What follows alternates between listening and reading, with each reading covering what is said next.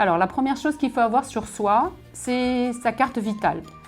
La carte vitale, on l'utilise chez tous les professionnels de santé, donc les médecins, les psychiatres, la gynécologue, la sage-femme.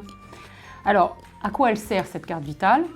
Elle va servir à se faire rembourser automatiquement par la caisse d'assurance maladie. Elle remplace ce qu'on avait autrefois qui était la feuille de soins. Alors parfois on utilise encore les feuilles de soins, mais plus rarement. C'est pour ça que c'est important qu'on ait toujours sur soi la carte vitale. Le deuxième document qu'on doit avoir sur soi, c'est sa carte de mutuelle. Elle va permettre de compléter les remboursements de la sécurité sociale. Cette carte de mutuelle, donc, vous l'obtenez tous les ans et la mutuelle, en règle générale pour les salariés, elle est payée par l'entreprise. Et si on n'a pas de mutuelle, il faut en prendre une séparément, de sorte qu'on puisse justement avoir remboursement de certains actes. Le troisième document qu'on a sur soi, notamment chez les enfants, mais pas que chez les enfants, aussi chez les adultes, c'est le carnet de santé. Et puis dans les carnets de santé, vous avez vu, il y a aussi le suivi des vaccinations. Et ça, il y a beaucoup d'adultes qui se servent encore de cette partie-là du carnet de santé, même s'ils ont passé l'âge d'aller chez le pédiatre.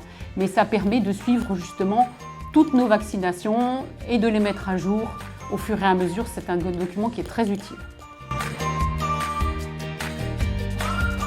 Alors les ordonnances, elles peuvent être pour des médicaments qu'on ira chercher à la pharmacie. Elles peuvent être aussi pour faire des examens dans des laboratoires par exemple. Elles peuvent être aussi pour faire par exemple tous les examens de radiologie, hein, les radios, les scanners, échographies, etc. Donc le médecin fait une ordonnance et puis il peut aussi faire une ordonnance pour aller voir un médecin spécialiste. Certains médecins spécialistes peuvent être vus par contre sans ordonnance.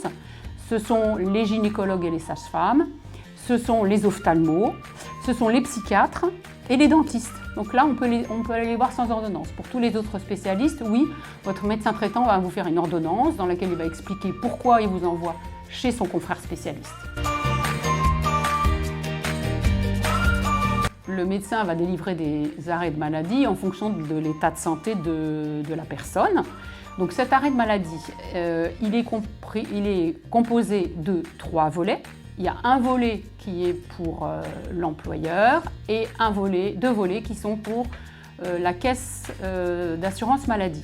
Alors ce qui est important, c'est qu'il faut envoyer les 3 volets sous 48 heures, ce qui ne dispense pas de prévenir son employeur qu'on est en arrêt de maladie, ça c'est une chose. Dorénavant, il y a beaucoup de médecins qui peuvent prescrire des arrêts de maladie en digital, directement depuis leur ordinateur. Donc on n'a plus tout ça à faire, mais ça ne nous dispense toujours pas de prévenir notre employeur.